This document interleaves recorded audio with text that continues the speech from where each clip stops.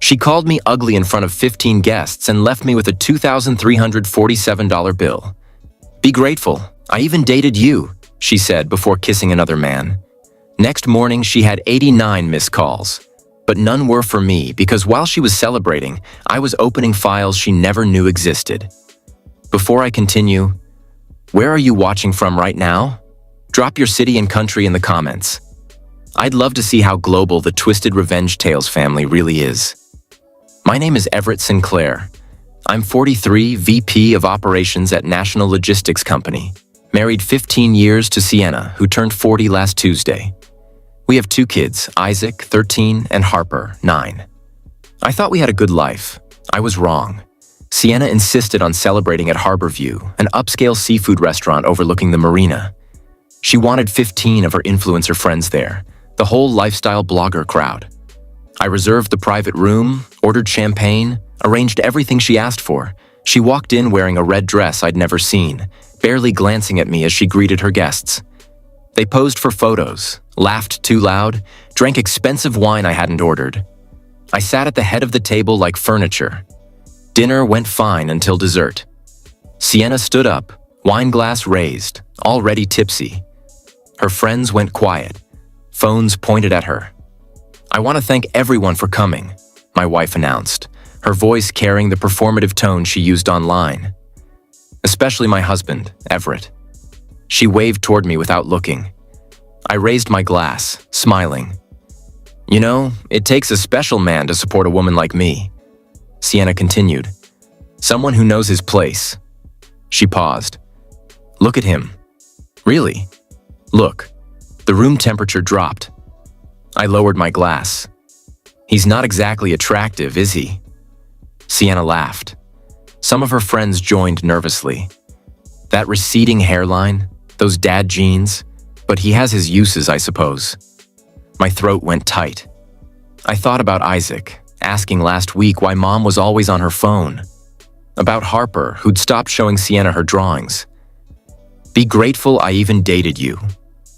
Everett, my wife said clearly, deliberately. Be grateful I married you. Someone actually clapped. Another laughed openly. Then Sienna walked over Preston Gallagher. Her business associate seated 3 chairs down and kissed him on the mouth. Not quick, a statement. Now that's a real man, she announced. She grabbed her purse, linked arms with Preston, and headed for the exit. All 15 guests followed, leaving half-eaten desserts and empty glasses behind. The server appeared with the check, $2,347. She set it down with sympathetic eyes. I'm so sorry, sir. I didn't speak.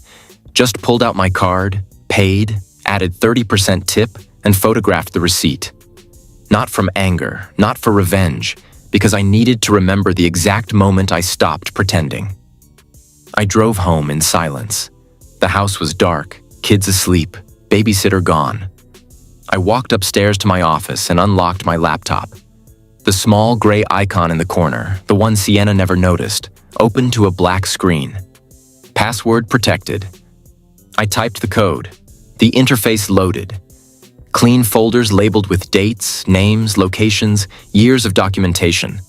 I uploaded the receipt, cross-referenced it with 6 months of cellular data. Preston Gallagher's name appeared 17 times, matched with Sienna's GPS coordinates. Hotels, restaurants, a Delaware beach house. I opened another folder. Bank statements, cash withdrawals. Sienna couldn't explain. Credit card charges at jewelry stores. $50,000 transferred from joint to personal accounts. Then the college fund folder empty. $183,000 gone. Traced to a Shell LLC under Preston's mother's maiden name. My children's future stolen. I sat back and stared at the screen.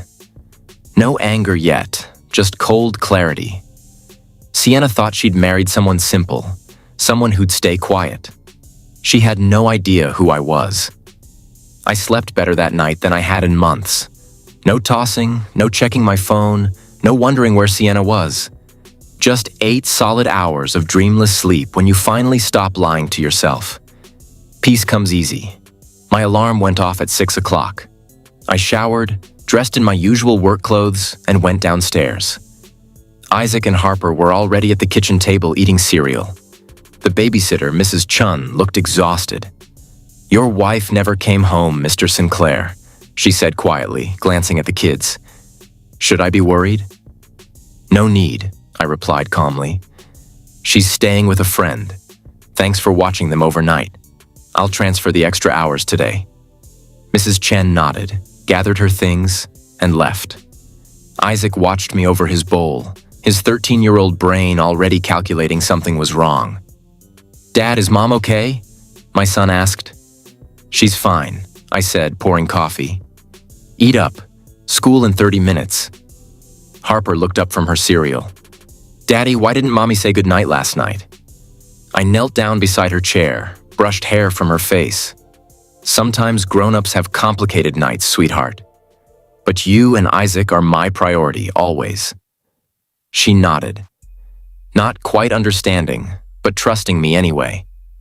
After I dropped them at school, I drove to my office downtown. 43rd floor, corner view, overlooking the harbor. My assistant, Jennifer, handed me coffee and my schedule. "Morning, Everett," she said.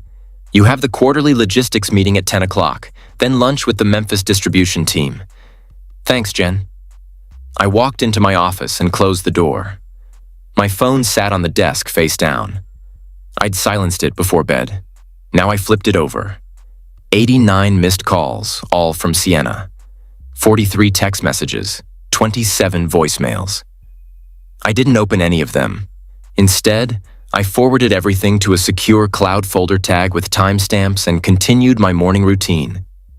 At 9:45, Jennifer knocked. "Everett, your wife is calling the office line. She says it's urgent. Tell her I'm in meetings all day," I said without looking up from my computer. "And Jennifer, if she calls again, same response." Understood. The logistics meeting went smoothly. I presented our Q3 efficiency improvements, approved 2 new distribution centers, and authorized equipment upgrades in Atlanta. Business as usual. Around noon, my personal cell rang again. Sienna, I declined it and opened my lunch. My work phone buzzed. Text from my younger brother Nathan, who worked as a private investigator in the city. "Got your email this morning. Started background on Preston Gallagher. You were right. This goes deep. Call me tonight." I replied with a thumbs up and deleted the message. At 2 p.m., Jennifer appeared again, looking uncomfortable. "Everett, I'm sorry, but your wife is in the lobby. Security called. She's demanding to see you." I lean back in my chair, steeple my fingers. "Tell security to inform her I'm unavailable. If she refuses to leave, they should remind her this is private property and she's not authorized to be here without an appointment." Jennifer hesitated. "Are you sure?" "Completely." She left. 5 minutes later, my phone buzzed. Text from Sienna. All caps. "Why are you doing this? Answer me." I screenshotted it, added it to the evidence folder, and returned to work. By 5 p.m., when I left the office, my missed calls had reached 112. Voicemails ranged from angry to pleading to confused. Text messages followed the same pattern. "Everett, we need to talk. Stop being childish. You're overreacting. Please just call me back. I'm sorry. Okay, can we please talk?" I read each one clinically the way I'd review a shipping manifest. Documented, categorized, stored. Then I drove to my brother Nathan's office across town. He lived above a bail bonds place, ran his PI business from converted loft. When I walked in, he had files spread across his desk. "Ev?" Nathan said, standing to shake my hand. "Man, you weren't kidding. Preston Gallagher is a piece of work." "Tell me," I said, sitting down. Nathan slid a folder across. "Married, 2 kids. Wife's name is Diana. She has no idea. He's got 3 other women on rotation, all thinking they're special. Your wife is just the current favorite." My jaw tightened. "What else?" "The LLC you traced. It's part of a bigger scheme. He's been running this con for years. Targets married women with money, convinces them to liquidate assets, funnels it through shell companies. Then he disappears. How much has he taken total?" Nathan flipped a page. Best estimate. North of 2 million from 6 different women over 8 years. I sat back, absorbing the information. So Sienna isn't special. She's a mark. Exactly. Nathan closed the folder. What do you want to do? I looked at my brother, former Marine, current PI, the one person I trusted completely. I want everything, I said quietly. Every transaction, every woman, every lie, and I want Diana Gallagher's contact information. Nathan smiled grimly. Already pulled it. Check your email. Good man. My phone buzzed again. Sienna, call number 118. I declined it and drove home to my kids. Elena Martinez had been our nanny for 3 years. Quiet, reliable, the kind of woman who loved my kids like her own. She came from Guatemala, sent money home to her mother, never missed a day of work. Thursday morning, she asked to speak with me privately. Mr. Sinclair? Elena said nervously, glancing toward where Isaac and Harper were watching TV. I need to show you something. I've been scared too. But after Tuesday night, I can't stay quiet anymore. She pulled a small notebook from her purse, the kind you buy at a dollar store. Her hand shook as she handed it to me. I've been writing things down, Elena said quietly. For 2 years, the things Mrs. Sinclair says to the children when you're not home, the men who come to the house. I was afraid I'd lose my job, but those babies deserve better. I opened the notebook. Her handwriting was careful, each entry dated and detailed. March 15th. Mrs. Sinclair told Isaac he was stupid like his father when he couldn't finish his math homework. He cried for an hour, June 3rd. Harper showed her mother a drawing. Mrs. Sinclair said it was ugly and threw it away. Harper didn't draw for 2 weeks. August 12th.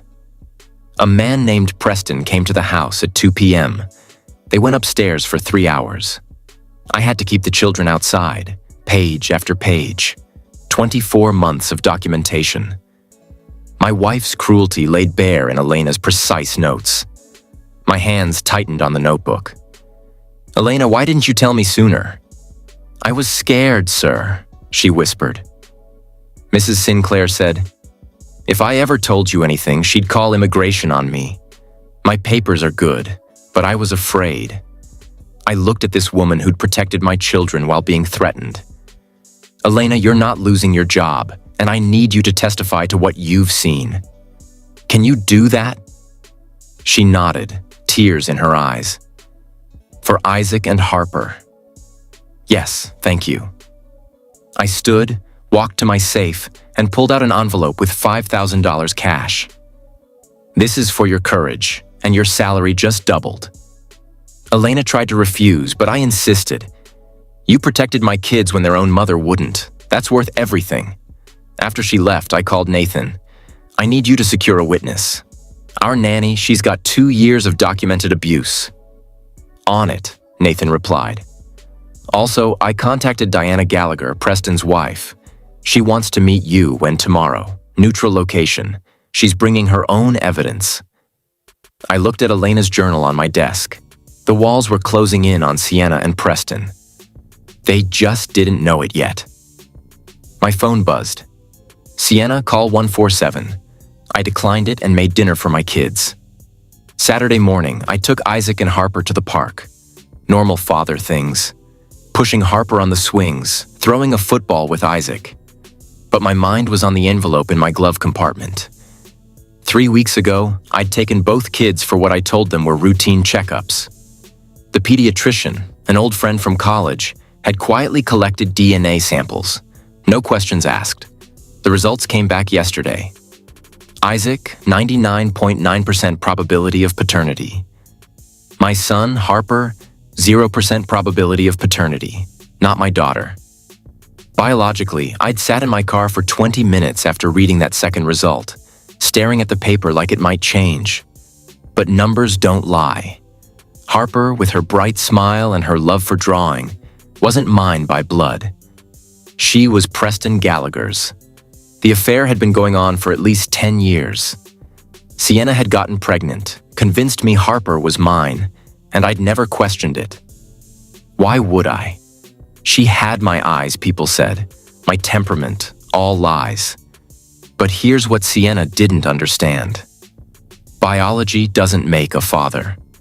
I'd been there for Harper's first steps, her first words, every nightmare and scraped knee. I braided her hair and read her bedtime stories and taught her to ride a bike. She was my daughter. Papers didn't change that. What they did change was custody, because now I had proof Sienna had committed paternity fraud, that she'd lied for nearly a decade, that she'd stolen not just money but truth. "Dad?" Harper called from the swings. "Push me higher." I walked over, pushed her gently. Watch her laugh. "You got it, sweetheart." Isaac appeared beside me. "Dad, something's wrong. You've been different since Tuesday. My son too smart for his own good." I knelt down. "Isaac, your mom and I are having serious problems, but you and Harper are safe. I promise you that." "Is she coming back?" Isaac asked quietly. "I don't know," I said honestly. "But wherever this goes, you two are my priority always." Isaac nodded slowly, then went back to the climbing structure. That afternoon, I met Diana Gallagher at a coffee shop in the next town over. She was 41, attractive, exhausted, 2 kids of her own, both in elementary school. "Mr. Sinclair?" Diana said, sitting across from me. "Thank you for meeting. Call me Everett, and thank you for coming." She slid a folder across the table. "Preston's been doing this for 8 years. Your wife is number 7. He targets married women with assets, seduces them, convinces them to liquidate funds. Then he moves on." "I know," I said. "My brother's P.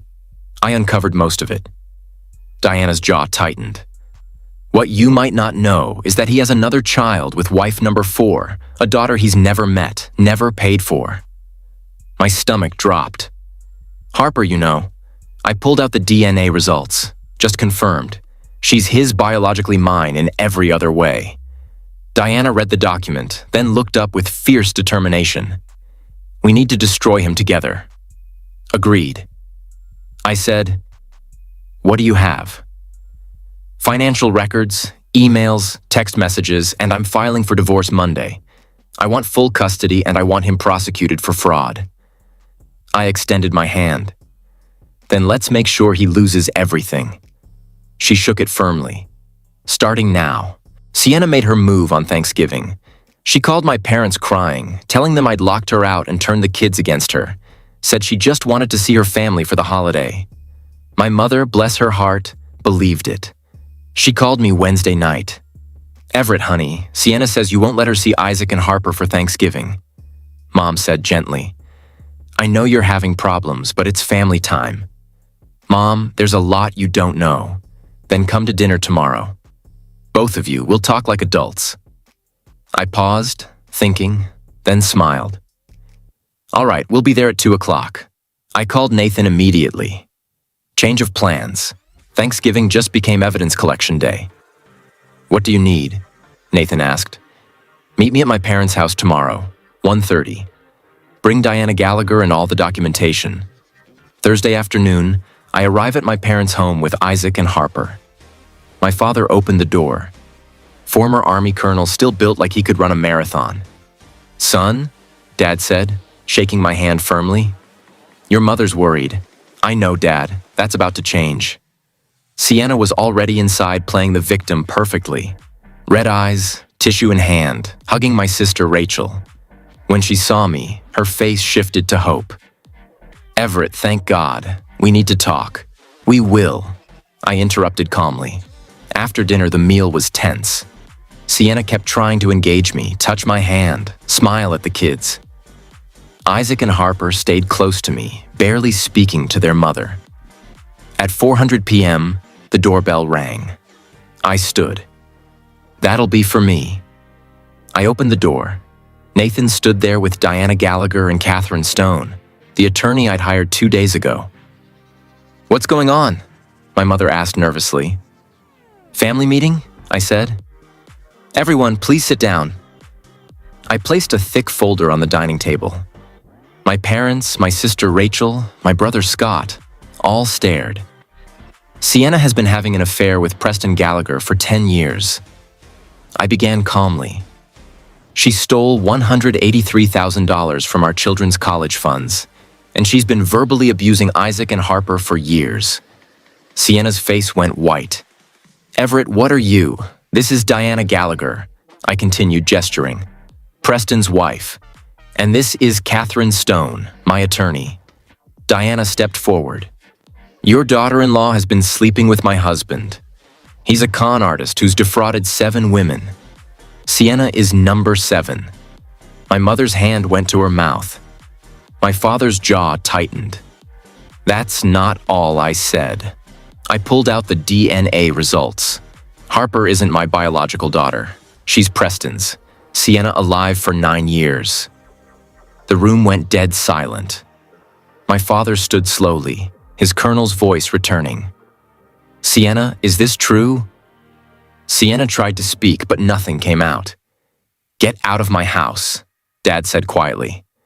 Now, my father roared. Sienna grabbed her purse and fled, tears streaming. Nobody stopped her. My mother looked at me with devastated eyes. Ever, why didn't you tell us sooner? Because I needed you to see it for yourselves, I said gently. So when this goes to court, you'll know why I'm fighting. Dad put his hand on my shoulder. We're with you, son. Whatever you need.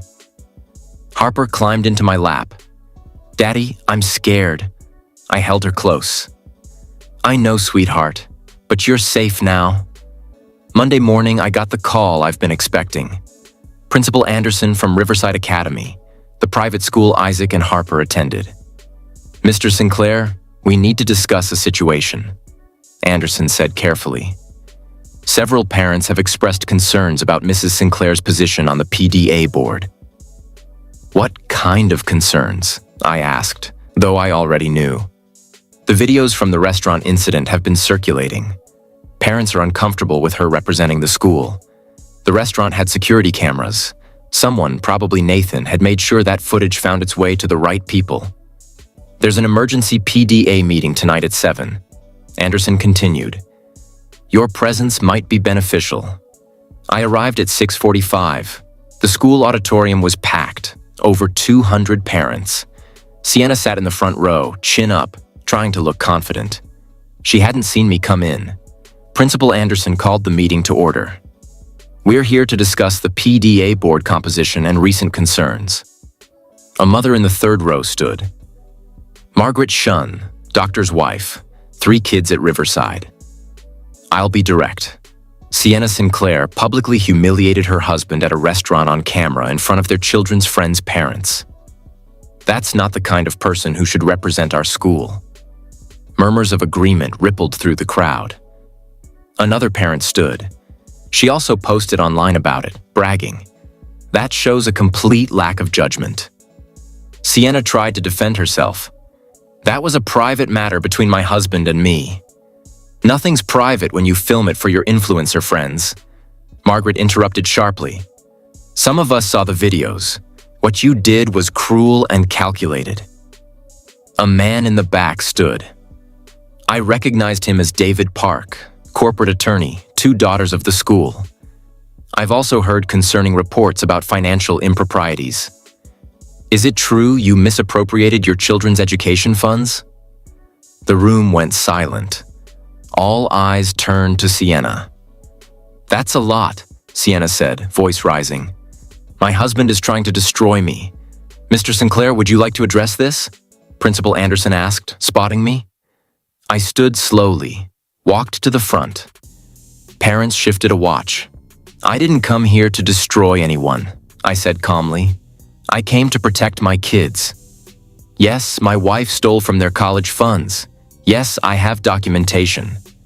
And yes, it's now in the hands of my attorney and the authorities. I looked directly at Sienna. What you did at that restaurant wasn't a private matter. You made it public. These are the consequences. Margaret Chin stood again.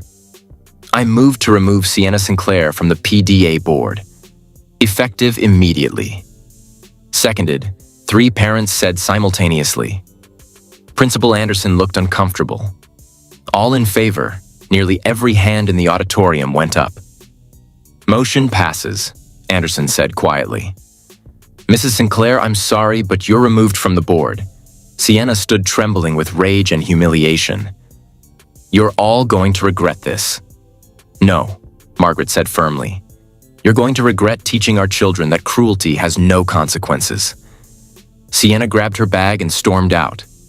Not a single person followed her. After the meeting, several parents approached me. "Everett, we had no idea what you were dealing with." Margaret said, "If you need character references for custody, call me." 5 other parents offered the same. I thanked them, collected their information, and drove home. Isaac was waiting up. "Dad, kids at school are talking, saying stuff about Mom." "I know, buddy. It's going to be hard for a while." "Is she really a bad person?" Isaac asked quietly. "I know down. She made bad choices. But you and Harper are good people, and that's what matters." He nodded slowly. "I'm glad you're my dad." Those words right there made everything worth it. Sunday afternoon, while Isaac and Harper were at my parents' house, I sat in my office completing a project I'd started 3 weeks ago.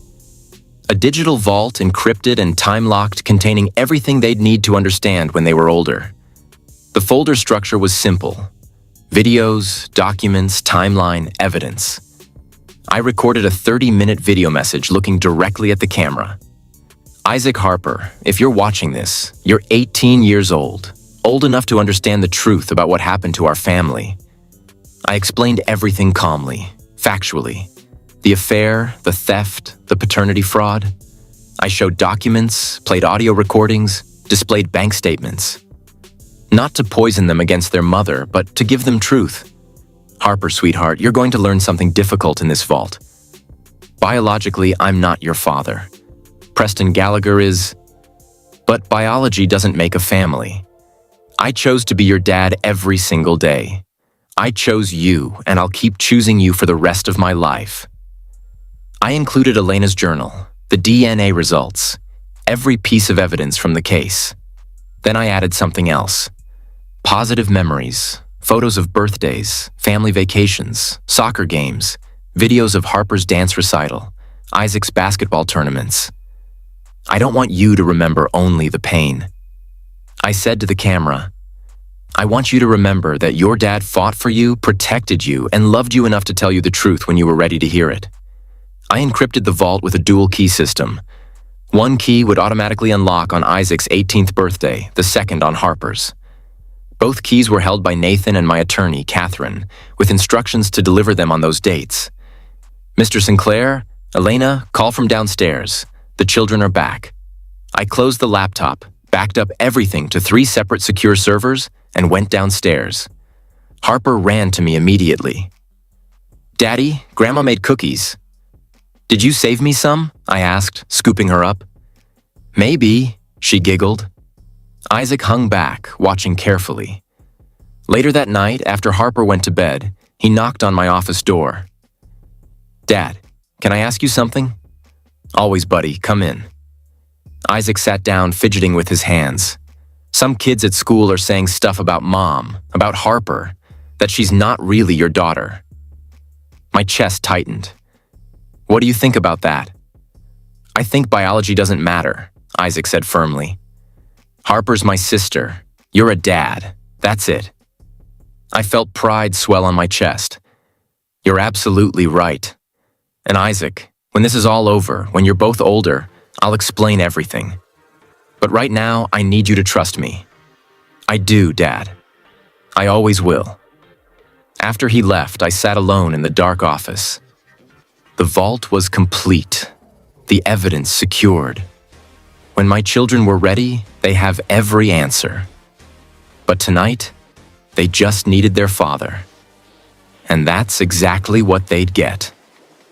Dr. Patricia Taylor arrived at our house on a Tuesday morning. Court-appointed psychologist, 25 years experience, reputation for being brutally honest in custody evaluations. "Mr. Sinclair," Dr. Taylor said, shaking my hand. "I'll be spending about 4 hours here today observing you with the children, asking questions, evaluating the home environment. "Whatever you need," I replied. She started by touring the house, checked the kids' bedrooms, noted the clean spaces, the homework area I'd set up in the dining room, the family photos on the walls. "Tell me about your typical day with Isaac and Harper," Dr. Taylor said, taking notes. I'll walk her through it.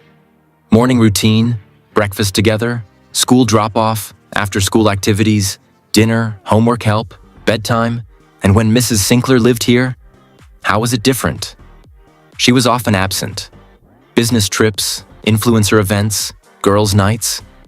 I handled most of the parenting even before the separation. Dr. Taylor made notes. The children's teachers provided reports. Both kids have maintained good grades throughout the situation. That's unusual in high-conflict divorces. I've tried to keep their lives stable. She interviewed Isaac first. I waited in the kitchen, unable to hear their conversation. 45 minutes later, Isaac emerged, looking relieved. "She's nice, Dad." Asked about school, basketball, how I'm feeling. Harper went next, only 30 minutes. She came out holding a drawing she'd made during the session. "I drew our family," Harper said, showing Dr. Taylor. "That's Daddy, that's Isaac, that's me, and that's our dog we're getting." "You're getting a dog?" Dr. Taylor asked, smiling slightly. "Daddy promised?" "When everything calms down," Harper explained seriously. After the kids went to play outside, Dr. Taylor sat across from me at the kitchen table. "Mr. Sinclair, I've reviewed all the evidence. Elena's journal, the financial records, the DNA results. I've also interviewed your wife, and I asked carefully. Mrs. Sinclair presents with narcissistic personality traits, minimal empathy toward the children, and a concerning lack of remorse for her actions. She spent most of our session focused on herself, her reputation, her victimization." Dr. Taylor flipped through her notes. "In contrast, your children show strong attachment to you, age-appropriate emotional development despite the circumstances, and consistent statements about feeling safe in your care. What's your recommendation going to be?" She looked at me directly. "Primary custody to you with limited supervised visitation for their mother. Isaac and Harper need stability, consistency, and a parent who puts them first." "That's you, Mr. Sinclair." Relief washed over me. "Thank you. Don't thank me. I'm just reporting what I observed." Dr. Taylor stood. "My official report will be filed with the court by Friday. Be prepared for Mrs. Sinclair's attorney to challenge it. They always do." After she left, I called Catherine. "The evaluation went well. She's recommending primary custody. Excellent. That's the final piece we needed. Court date is set for 2 weeks from Thursday. We're going to win this, Everett." That night, I made the kids' favorite dinner, spaghetti and meatballs. We ate together, laughing about Isaac's terrible joke about a basketball playing octopus. Normal family moments. After they went to bed, I checked my phone. Message from Diana Gallagher. "Preston's been arrested. Fraud charges, 7 counts. He's looking at 15 years, I typed back. Good. 1 down. Then I went upstairs, checked on both kids sleeping peacefully, and allowed myself a moment of hope. We were going to be okay. 3 weeks later, I stood in Judge Harold Patterson's courtroom for the final custody hearing. Catherine Stone had flown in from Seattle specifically for this, bringing a reputation that made opposing attorneys nervous.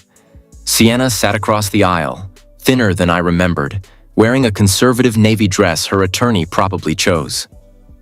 Preston was already in federal custody, awaiting trial. Diana Gallagher had filed for divorce and full custody of their 2 kids. The empire was crumbling. "Your Honor," Catherine began, standing with perfect posture. "We're seeking permanent full custody of Isaac and Harper Sinclair with supervised visitation only for Mrs. Sinclair." Sienna's attorney, James Mitchell, stood quickly. "Your Honor, my client has made mistakes, but she's still their mother. She deserves meaningful time with her children." Judge Patterson, a man in his late 60s with kind eyes and a non-nonsense reputation, looked over his reading glasses. "Mr. Mitchell, I've reviewed the case file. The mistakes you mentioned include paternity fraud, theft of college funds, documented emotional abuse, and adultery. Those aren't mistakes. Those are choices. Mitchell tried again. Mrs. Sinclair has enrolled in therapy, Your Honor. She's taking steps to improve.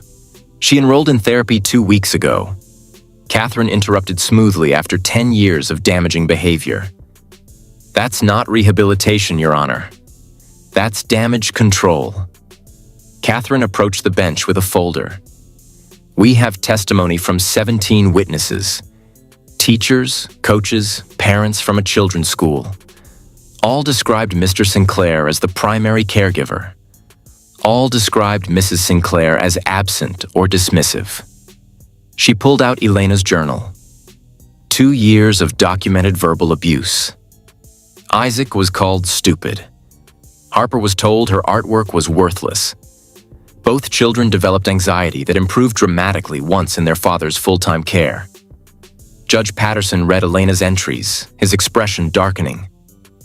Mrs. Sinclair, do you dispute these accounts? Sienna stood shakily. I never meant to hurt them. I was under stress. You told your 9-year-old daughter her drawings were ugly. Judge Patterson said flatly. You called your 13-year-old son stupid. Under what stress is that acceptable? Sienna had no answer. Catherine continued. Dr. Taylor's psychological evaluation found narcissistic personality disorder, low empathy, and inability to prioritize the children's needs. In contrast, Mr. Sinclair scored exceptionally high in all parental bonding metrics. What about the paternity issue? Judge Patterson asked. Harper is biologically Preston Gallagher's daughter. Catherine confirmed. Mrs. Sinclair committed paternity fraud for 9 years. Despite this, Mr. Sinclair has chosen to remain Harper's father in every meaningful way. He's pursuing legal adoption to formalize what has always been true. He is her dad. Judge Patterson made notes, then looked at me.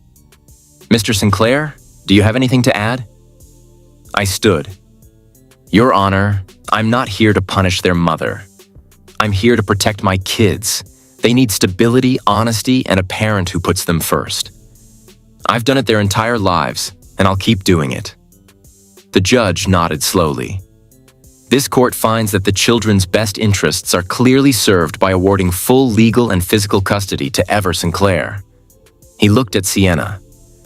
Mrs. Sinclair, you will have supervised visitation for hours per month until such time as you can demonstrate genuine rehabilitation.